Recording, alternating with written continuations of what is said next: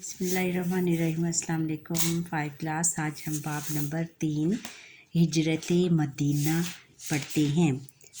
Reading کرتے ہیں۔ دین اسلام میں ہجرت سے مراد اللہ تعالیٰ کی رضا کے لیے اپنے وطن کو چھوڑ کر کسی دوسری جگہ منتقل ہونا ہے۔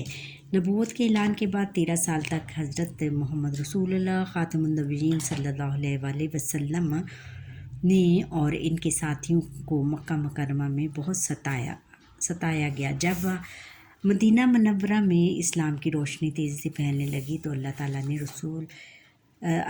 کے رسول اللہ صلی اللہ علیہ وآلہ وسلم نے مکہ مکرمہ کے مسلمانوں کو مدینہ منورہ کی طرف ہجرت کرنے کی اجازت دے دی۔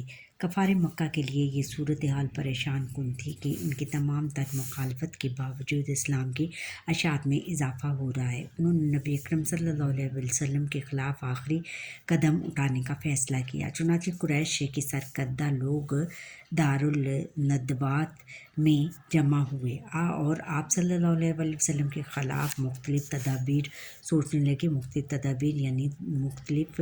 تدبیریں سوچنے لگے۔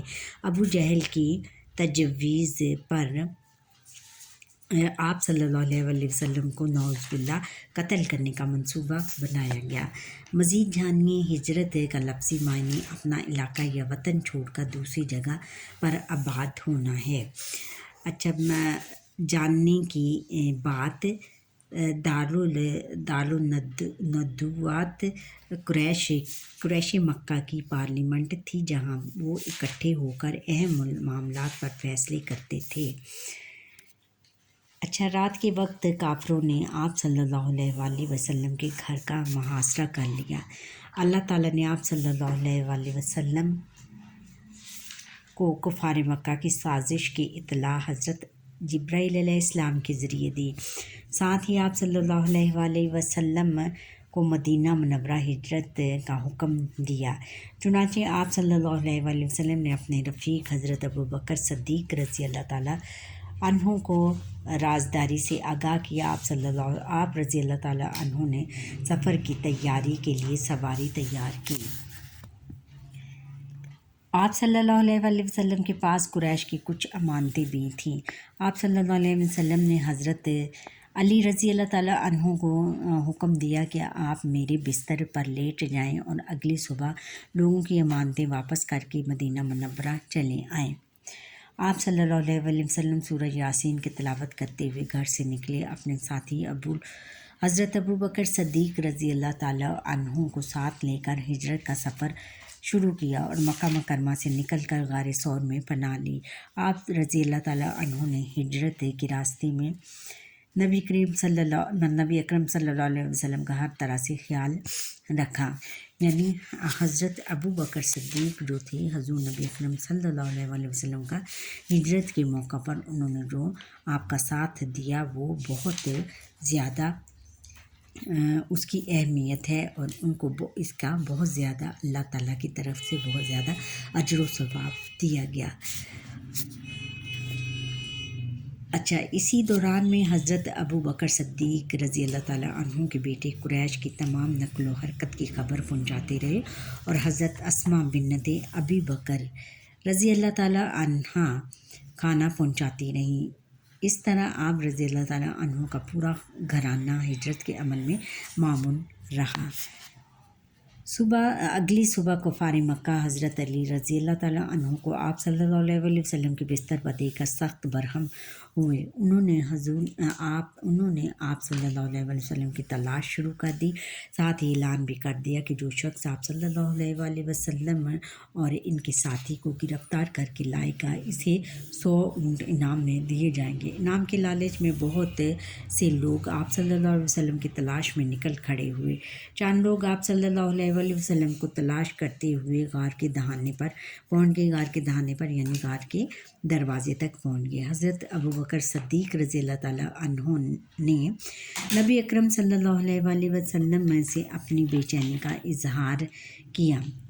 نبی اکرم صلی اللہ علیہ وسلم نے فرمایا کہ غم نہ کرو، اللہ تعالیٰ ہمارے ساتھ ہے۔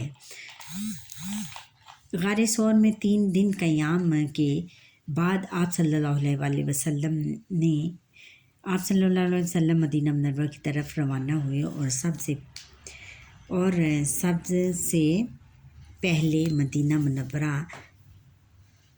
منورہ کی نواحی بستی قبا میں قیام فرمایا اور وہاں اسلام کی پہلی مسجد قبا تعمیر کی، جسے مسجد تقویٰ بھی کہا جاتا ہے۔ جب آپ صلی اللہ علیہ وسلم یثرب پہنچے تو اہل یثرب نے آپ صلی اللہ علیہ وسلم کا پرجوش استقبال کیا۔ یثرب یعنی مدینہ منورہ کے لوگوں نے آپ کا پرجوش استقبال کیا۔ بچیوں نے خوشی کے گیت گائے۔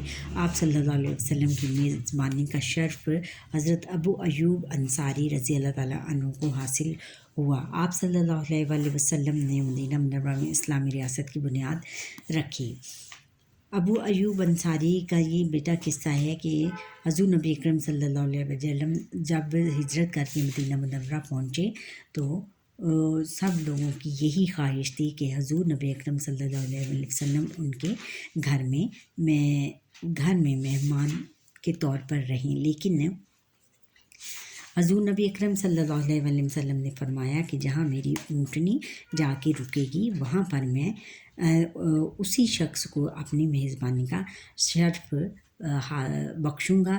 اس طرح یہ اونٹنی چلتے چلتے حضرت ابو ایوب انصاری کے گھر کے پاس جا کر رک گئی اور حضرت ابو ایوب انصاری کو حضور نبی اکرم صلی اللہ علیہ وسلم کی میزبانی کا شرف حاصل ہوا۔ آپ صلی اللہ علیہ وسلم نے مدینہ منورہ میں اسلامی ریاست کی بنیاد رکھی۔ اسلامی ریاست یعنی اسلامی حکومت کی بنیاد رکھی۔ مسجد نبوی کی تعمیر فرمائی۔ مدینہ منورہ کی صورت میں مسلمانوں کو ایک مضبوط مرکز مل گیا اور یہاں سے اسلام کی تبلیغ و اشاعت کا ایک نیا دور شروع ہوا۔ اچھا، مزید جانیے مدینہ منورہ کا پرانا نام کیا یثرب تھا۔ آپ صلی اللہ علیہ وسلم نے کہ یثرب تشریف لانے کے بعد یثرب کا نام مدینہ النبی پڑ گیا۔ اب آگے مشق ہے۔ مشق میں ہم درست بیان پر ٹک مارک درست بیان پر درست کا نشان لگائیں۔ اعلان نبوت کے بعد نبی اکرم صلی اللہ علیہ وسلم نے مکہ مکرمہ میں قیام کیا 11 سال 12 سال 13 سال 12 سال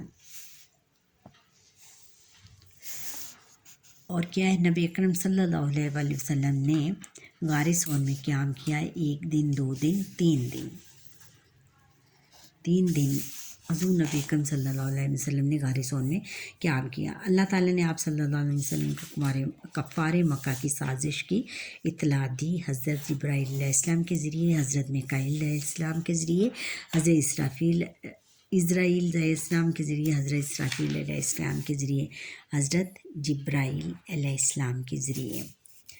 آپ صلی اللہ علیہ وسلم قریش کے کس سردار کی تجویز پر نعوذ باللہ قتل کرنے کا منصوبہ بنایا گیا؟ عتبہ، ابو جہل، ابو لہب، ولید، ابو جہل کی۔